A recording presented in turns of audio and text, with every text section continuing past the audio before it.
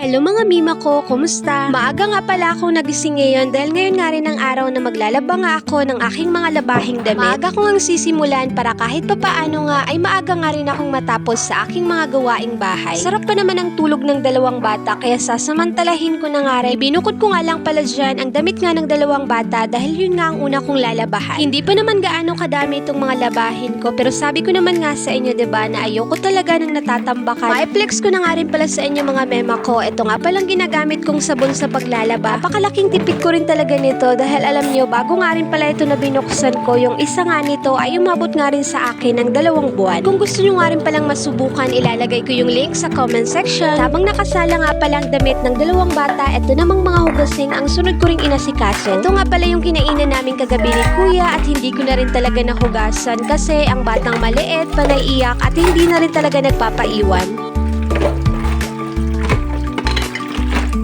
Katapos ko nga rin palang makapaghugas ng mga pinggan, ayan, nagpunas na nga rin pala ako. At katapos nga naisipan ko na magkape na nga rin pala ako para mainitan nga rin ang aking tiyan. So nangihingi nga pala ng update nitong thermos na nabili ko. Maganda siya mga mema ko kaya highly recommended ko nga siya. Hindi na nga rin pala ako nagsaing dyan kasi may sobra pa naman kaming kanin kagabi ni kuya pati ulam kaya iinitin ko na nga lang. Habang nakasalang pa pala ang damit ng 2 bata katapos ko nga rin makapagkape, eto lumabas nga rin muna ako ng bahay para madiligan nga itong mga halaman ni nanay. Buti na nga lang din talaga at hindi nga namatay itong mga halaman ni nanay dahil kahit papaano nga ay nadidiligan siya at nawala na nga rin yung mga lantang dahon. Tapos ko nga rin palang makapagdilig, ayan, nagwalis na nga rin pala ako kasi may mga kaunting hulog na nga rin ng dahon. Tamang-tama nga rin ngayon ang paglalaba ko kasi mainit nga ngayon ang panahon at siguro naman hanggang hapon nga ay matutuyo nga rin itong mga nilabahan kong damit.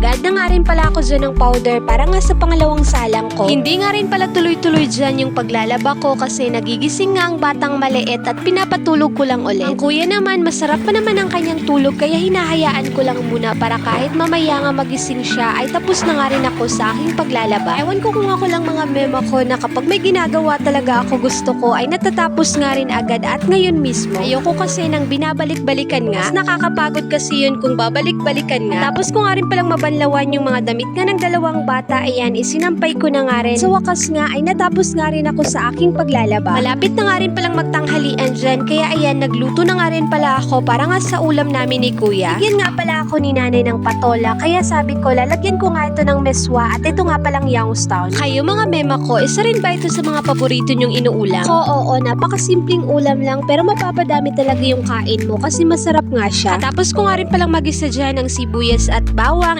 inilagay ko na nga rin yung Youngstown tapos naglagay lang ako ng tubig. Nang kumulo na nga rin pala, inilagay ko lang yung meswa tapos inilunod ko nga rin itong patola. Kulangan pa nga ako sa lasa kaya nag-add lang ako ng kaunting asin. At makalipas nga rin ng ilang minuto, ayan, at naluto na nga rin pala itong aming ulam. Kain po tayo. So yun lang po muna. See you in my next vlog.